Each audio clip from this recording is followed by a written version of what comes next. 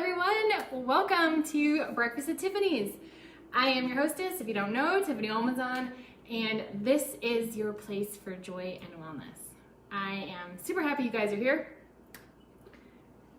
We got some fun stuff to talk about today, so shall we dive in?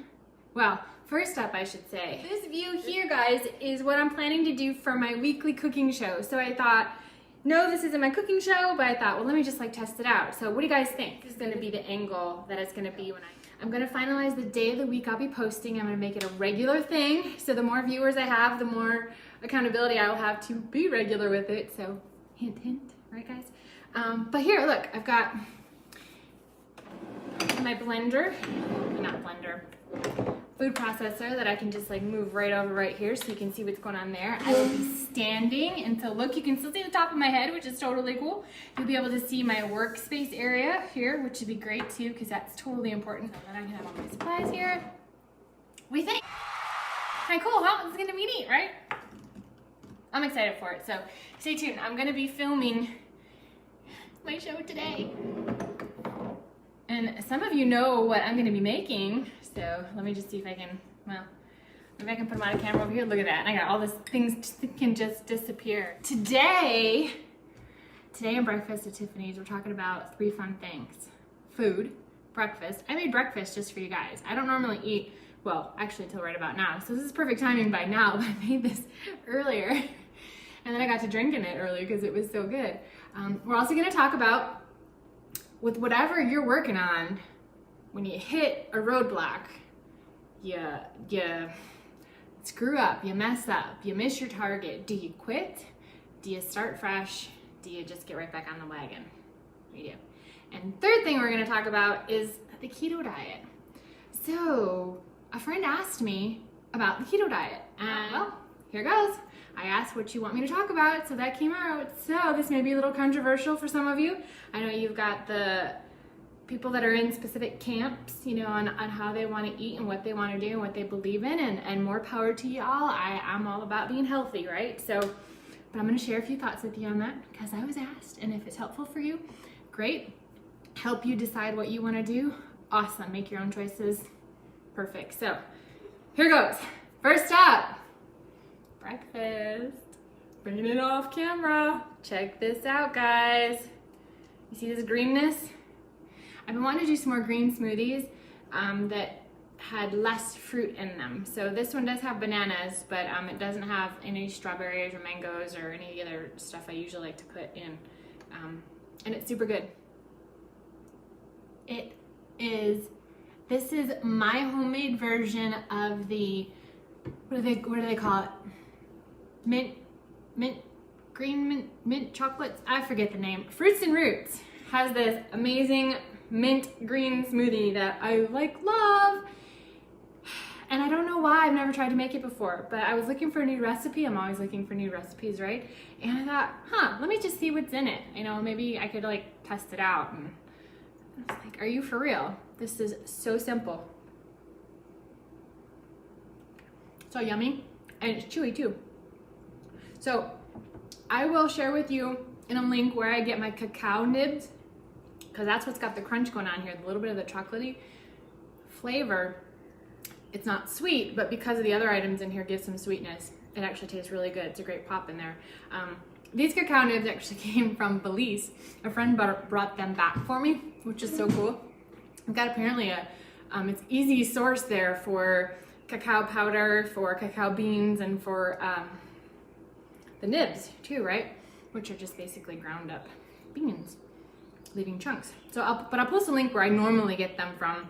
The mint that is in here came from my garden, which is super handy to have. Now it's coming back after the winter season. It kind of goes dormant. If you protect it better, it could still keep growing, but it really mostly goes dormant in the winter, but it comes right back as soon as it starts getting warm. Anybody can grow it, for real. Mint grows like a weed. Don't ever plant it in your veggie bed or in a bed where it can spread on its own. Keep it contained, okay? Mint will take over, and it's not just a matter of pulling the weeds, pulling them out like weeds. It's the roots just grow everywhere, and you will never be able to eradicate it from your bed again. So always keep it self-contained. What else has it got in it? cashew milk. I made mine at home. I did cashews and water. That was it, just blend it up, and I had enough for 2 of these. I made one yesterday and I used the rest of the milk today for this one. It made more than this. I actually already drank this amount earlier because it was so good. Kerwin didn't even get any today because I was like, no, I gotta save some for my show, right? It also has 2 frozen bananas in it, medium size. If they're large, yeah, just be careful with that. It'll just get too much of a banana-y taste, and you really want to taste the mint and the chocolate, right? 2 big handfuls of baby spinach, threw that in. I added in a date because I just like the what dates do, medjool dates, what they do to it. So I added one of those in. Heaping tablespoon of coconut oil. Gives it an extra little smoothness on your palate, right? And then at the very end, I did like 3 or 4, stem about like that long of some big mint leaves from the garden, and threw the cacao nibs in. Probably about 2 tablespoons I did today of that. And if you have a Vitamix, I do it on like the 1 to 2 setting for the Vitamix to not totally pulverize those nibs. And you want to see, like, can you see in there? You can still see the flecks. Can you see? Yeah, you can see some of those flecks in there. You want to have the chocolate in there so you can chew on it. And I even think I did too much for my mint because I don't have a lot of mint pieces in here, and the mint taste isn't as strong today. Mint, a little tip for you, mint tastes better in bigger pieces. So you can put tons of mint in something, but if you chop it up too much, you pulverize it too much, you really like lose the integrity of the herb. So you really want some chunks. So I would definitely probably say like a 1. Maybe throw the nibs in and do a 2, and then throw the mint in last and do it at a 1 level. And if you don't have an adjustable blender, I would personally hand chop the mint and throw it in. As long as they're, it's soft enough and they're small enough, they can make it up the straw. They'll be fine. And then the nibs, depending on the size of your nibs, you may be fine just throwing those in too. So anyway, there you go. This is the most amazing breakfast. I love it. I love that you can chew too, which is so cool. Tastes amazing, guys. So you gotta try it. Tell me what you think. Needs more mint though, less chopped up, for sure. Okay, so there's breakfast for you guys. Next up, okay, quit, go home, get back on the wagon, start over. What do you do when you're in the middle of something and it just kind of goes wrong? You mess up, you screw up, you fail. What do you do? Do I need to like move over here? Oh, there, like more centered. Okay, so, But I like this spot right here. Okay guys, so, sorry, random tangent there. And if I have chocolate in my teeth, I can't tell. Y'all know, I'll tell you my story about why this topic came up. If you've been following my journey, I decided I've been doing the whole getting healthy thing the last 2 years now. 2 years. Been crazy. Been feeling amazing. I'm actually at my target weight that I've been trying to be at for like, I don't know, 18 years. I'm finally there. You know, how long? Oh, it's just crazy when you think about how many years that was. Okay, so I'm there. So you're like, yeah, feeling great. All's going well, eating. And I want to know what it feels like to really eat raw for a long time. I want to know, like, I know how well I feel after like 2 weeks even, almost a month, right? Like how I know how good I start to feel, like just takes everything to the next level. The dial gets turned up on life. That sound is Larkin wanting to come back in. He was the guy who was growling earlier because he had a bone, but now he's done with the bone and he wants in. So he's letting me know at the door right there. So sorry about that. We'll see if he calms down. Otherwise, I may have to go let him in just for the purposes of the sound on the video. I want to know what it feels like, what it really feels like to not eat cooked food for that longer period of time, to really focus on the variety of flavors and foods and unique foods that I haven't had before. Like, there's so many superfoods out there, so many amazing ingredients around the world that you can incorporate into your diet to feel amazing, to cleanse your system, to repair your body. I mean, I've been eating junk for a long time. It just takes more than even just 2 years to repair all this stuff, right? So that was my plan. It started at December 30th. I should be like January, February, March, 3. I should be like, you know, over halfway. I'm not. I've done well, okay? So I've done well. I'm still at my target weight. I haven't gained any weight. I still feel really good, but I'm eating some cooked food, and then on occasion I've even had a few junk things, and I'm like, what are you doing? So the other day it just hit me, and I'm like, what happened? Like, I fell off the wagon, apparently. It was my own wagon. It was my own thing I put out there for myself, and I didn't stick with it. Why? You ever have that happen? You just don't know what happened, and all of a sudden you realize you're not doing what you said you were gonna do, and you didn't even realize when it happened.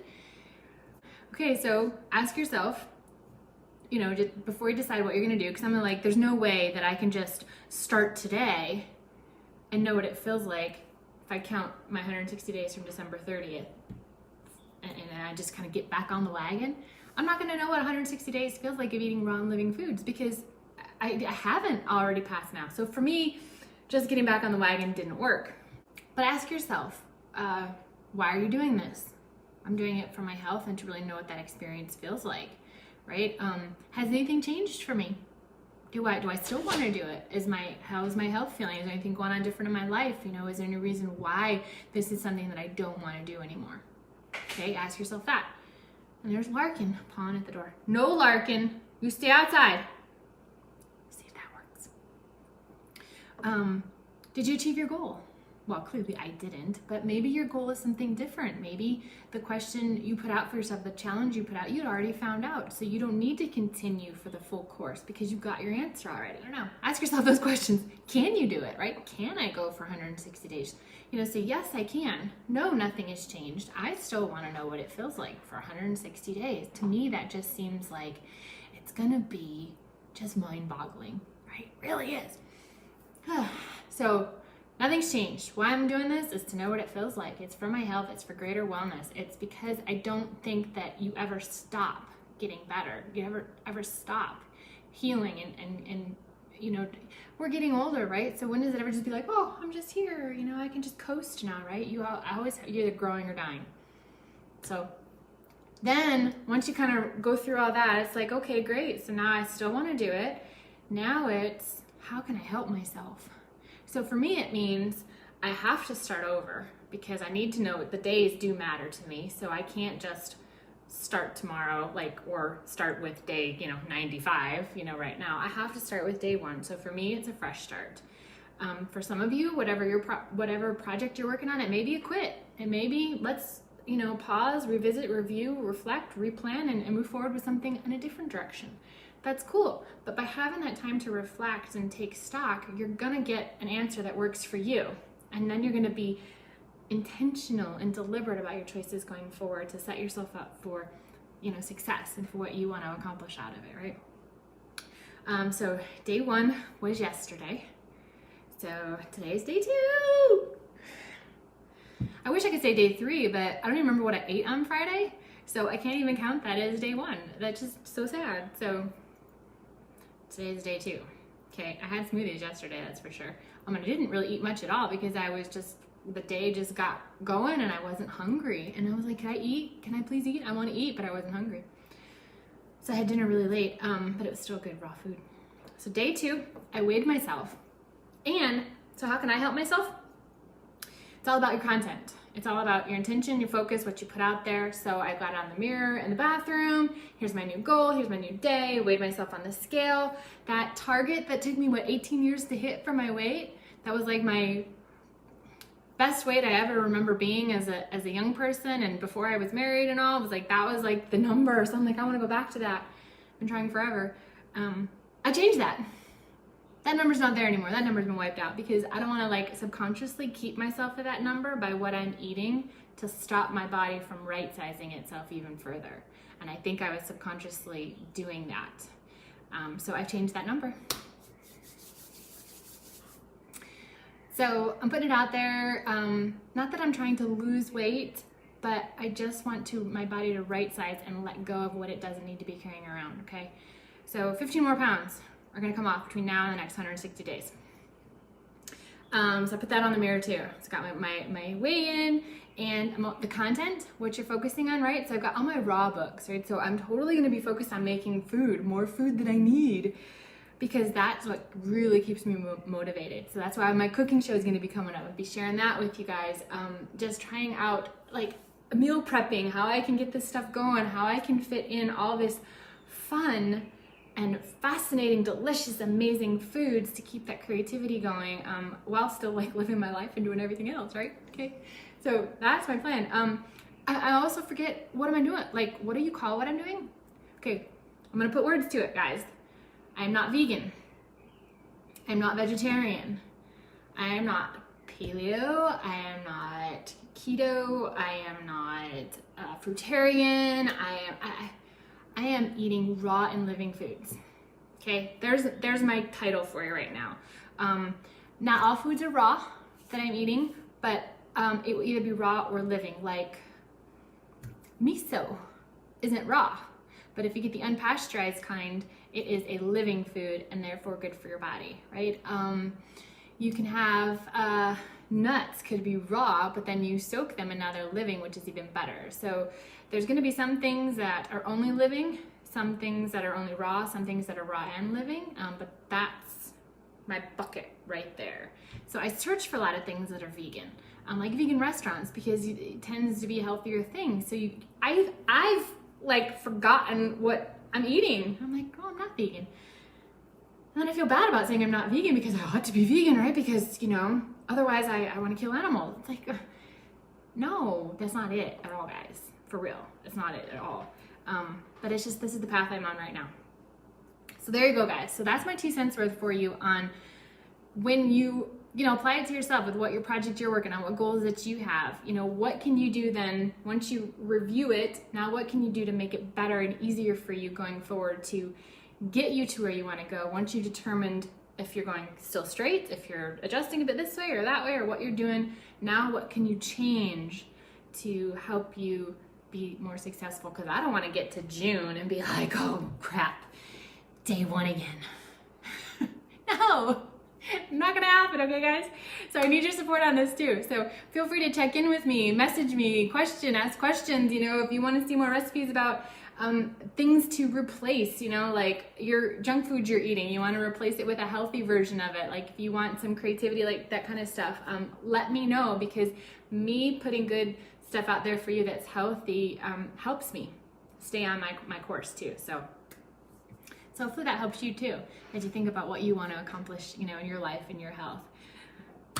Third thing, guys. Okay, my belief, I'll start off by saying this. This is the topic as ketogenic diet. Is it the miracle cure? Is it gonna heal cancer? Is it just some trend that's gonna go away, like the Atkins diet did, or the what do they call it, the South Beach? Was it the South Beach diet? All these different keywords and trends and fads that you see about these diets. Is that ketogenic diet one of those? Okay, so my belief is I'm gonna do what's my path. And my path right now is 160 days of raw and living foods. That may not be your path, and it's majority of the world not their path, right? And I'm okay with that, because this is my life, and that's your life, right? But I do believe that everything you do towards greater health is a win. It's really a win. You don't have to do everything the way someone else is doing to be working on better health. Now, maybe you start with this and you go to something else and you get better and better and better as you go. You don't have to start with totally becoming vegan one day. Some people do because that's how their body works. That's how their mind works too, and they need that line in the sand. Stop and then start this. Other people transition. They need that gradual support. So whatever you're doing, one thing I can tell you is if it's for your health, great. Go for it. Learn more. Do your research on it, right? Some of the stuff that I've researched, I'll share with you. And then you can use that to kind of go off on your own research too. The one thing I do know about the ketogenic diet is I haven't seen that sugar factors in at all. Like, where is that in the percentage, right? Because it's no soda, it's no cakes, no cookies, right? All that kind of stuff. So I'm like, huh. Sugar feeds cancer. Sugar creates inflammation. Sugar is not balancing, pH balancing for your body. Disease cannot grow in a pH balanced body. It just can't. So you're gonna stay healthy, okay? By removing sugar. It's gonna help your body stay healthier. So that's plus, you know, for the keto diet. I don't see sugar anywhere on the menu. Yeah, you're gonna get some stuff, natural sugar in some of the fruit, but it's not like processed cane sugar, which is great. People say they're feeling better on the keto diet. Yeah, right? Why? Is it because of the keto diet? I'll throw this out there for you guys. What if it's because you're losing weight and the weight is a key to so much stuff in your life and how you feel? If you're carrying around an extra, I forget, how many pounds did I lose? Was it 48 pounds when I first started from 2 years ago? I am so much lighter. My joints don't hurt. I'm telling you, my joints stopped hurting. I used to, like, you'd almost like trip when you start to jog or run because your ankles would just like give out on you real quick and they would hurt. That stopped within like the first week and a half of removing the sugar from my diet. But yeah, you're gonna feel better. You're gonna get lighter. Losing weight is great. It doesn't matter what you're doing or how you get there, losing weight makes you feel better and is gonna heal a lot of stuff in your body just on its own right, okay? Energy. People say they have energy with ketogenic diet. Well, yeah, you have energy, right? For one thing, lighter. For another thing, sugar. You're not eating sugar. Sugar makes you crash and burn. Sugar is the devil, right? So that's gonna help you for one thing too. The carbs, most people get their carbs from the pastas and the breads and the potato chips and all that junk, which also drags your body down. So you're gonna have more energy because of eliminating those things as well, which is not, again, not specific to the keto diet. It's just in general, you get rid of those things, you're gonna feel better. You're also starting to burn more fat as fuel because you're not getting as much glucose from all of those high processed carbs, okay? Fat is a slower burning fuel. So you're getting the sustained energy all the way around. So when you need a quick burst of energy, you grab a piece of fruit, right? You eat an orange, you eat an apple. Even this is gonna be really good.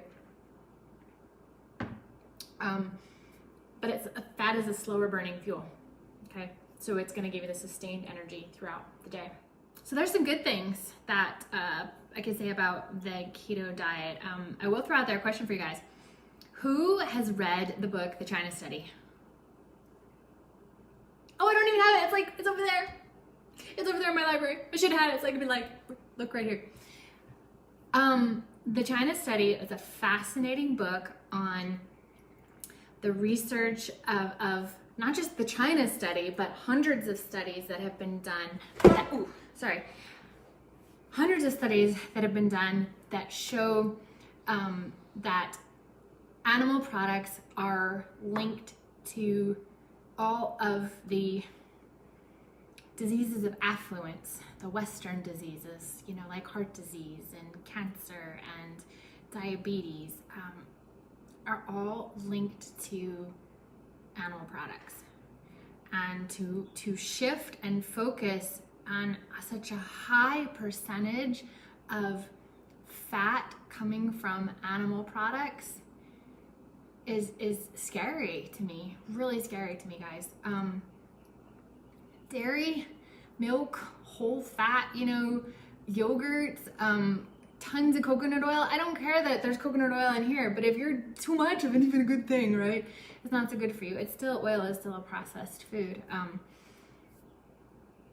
Meat, it may not be, but what, 25% protein? You can get protein from other places. Like I've got great protein here in my cashew milk and my spinach.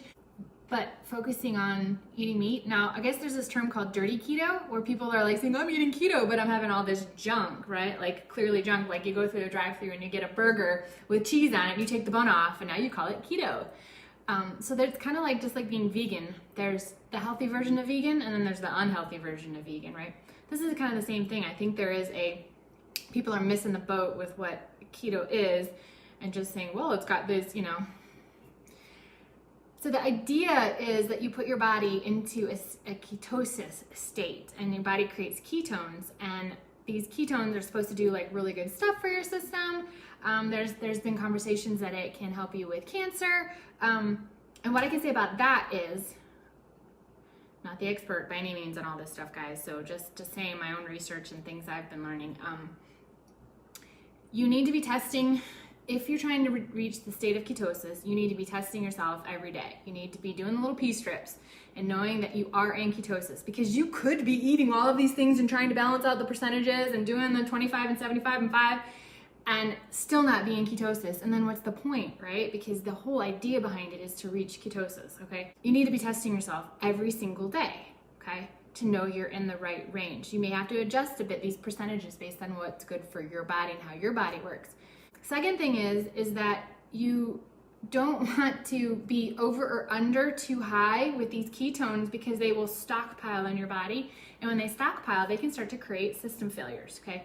It's going to impact your liver and your kidneys big time by having too many of these ketones build up in your system. So you really need to be careful with it. It can be harmful. It can totally be harmful over the long term. You know, people are going back to the weight loss thing. I will say that you can lose weight from a lot of different ways that aren't healthy for you, like smoking crack, chemotherapy. Yep, you can lose lots of weight with both of those ways, but over the long term, they're killing your body, right? So the same thing with keto is you really need to be careful what you're doing. So if your focus is on animal products with the meat and the dairy, and then the not managing your state of ketosis very well, you can really, you're setting yourself up for some challenges. And I'm sorry for all of those out there who are on the keto diet. Feel free to comment, ask me questions, tell me what you think. I'm open for the conversation. Clearly, I'm starting it here. Not big on confrontation, but look what she's doing. She's talking about keto. Like, did you see my post earlier? All the books at Costco that are keto, keto, keto, keto, keto, keto. And I was like, are you for real? I look at all the books all the time at Costco, and I'm always looking to see what plant-based books there are and like what raw books there are, because I thought, you know what, it's not real common out there, right? So anything you see that's raw, you're like, oh wow, check it out. So I'm always looking, and I was just blown away when it was keto, keto, keto, keto. And I was like, what is going on with this? What is happening? Did you know that you can enter the state of ketosis by fasting? And did you know that if you really wanted to help your body, say like you're battling cancer and you really want the helpful effects, sugar feeds cancer, right? So you want to take that off, which is great. You gotta be careful though, because brain cancer feeds on fat.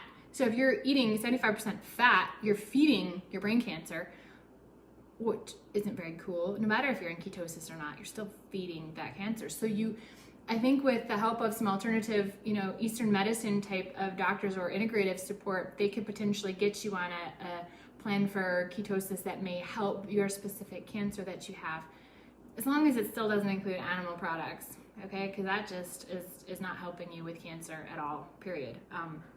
But fasting, guys, you can enter a light state of ketosis even with intermittent fasting, 16-hour fasting. Like after dinner at 7 or 8 o'clock at night, don't eat until the next day, until around noon or so. You get into that state a little bit, which is good for your body. That's when your body creates human growth hormones, right? If you're gonna have cancer radiation and chemotherapy treatment, the best thing you can do for yourself is fast before you go in, right? Fast 3 to 5 days even before you went for treatment, even if you only just didn't eat the previous day. Like if you did an intermittent fast before you went in for your chemo, your body, it does less damage to your body. It's incredible. It primes your cells to receive the chemotherapy in a better way. I'm not promoting chemotherapy, guys, don't get me wrong, but I'm just saying, if you're gonna do it, fasting before you go in is great for you. Did I talk about inflammation yet, guys? Inflammation is really where a lot of disease starts too, right? Inflammation comes from dairy. Dairy products create mucus and inflammation in your body. So if you're gonna do keto, don't change your mind, try something else. Why not try what I'm doing? Why not go plant-based? There's a raw vegan keto. So if the percentage is 25% protein, 75% fat, 5% carbs, you can still get those percentages from vegan food, from raw vegan food. I don't necessarily still say that that's a great way of going, because there's a reason why all these fruits and vegetables are out there. There's a reason why we need carbs. Your body needs those things, okay? It needs it for survival. On a short term, for something strictly medical or for a very short term weight loss program, could you do raw vegan or a healthy vegan, plant-based version of keto? Maybe. Anybody got any thoughts on that? I'd love to hear, like, who thinks that, who's done that or thinks that would be great. Share with me on that one, because that's probably as close to, you know, keto as I'll get. For me, intermittent fasting. And for anybody else out there, I would say maybe raw vegan keto has potential on a short-term weight loss, strict weight loss, monitored program, pee strips every day kind of thing. And if there's, you know, cancer that you're working on, so. There you go. That's my thoughts on keto. Hopefully I tried to cover kind of like an overview of some of the points on it as to what I could think of. If there's something I missed, like I said, if you have a question on it, let me know. And since I tackled this topic, guys, what else do you want me to tackle? I mean, who knows what I could talk about now? We can talk about all kinds of stuff, right? The doorway is open now. So let me know what you want to talk about. I will be coming back again next week. What's next week? Sunday. I think still right time. I think I'm going to stick with my Sunday. I don't know what I'm talking about yet, and I don't know what I'm going to be eating yet either, but if you guys have a request for anything, it's fair game to put it out there. Be sure to subscribe. Please be sure to subscribe to me. I totally want to become a YouTuber, and I just think it's so cool and so exciting. So thumbs up wherever you are. And thank you guys so much for watching. This has been fun for me. I hope it's been fun for you guys. And I will see you next week on another episode of Breakfast at Tiffany's.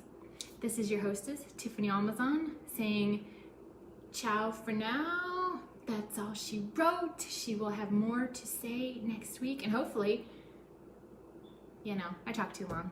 I need to look at my watch more. Sorry about that, guys. I'll do better next week. Bye for now.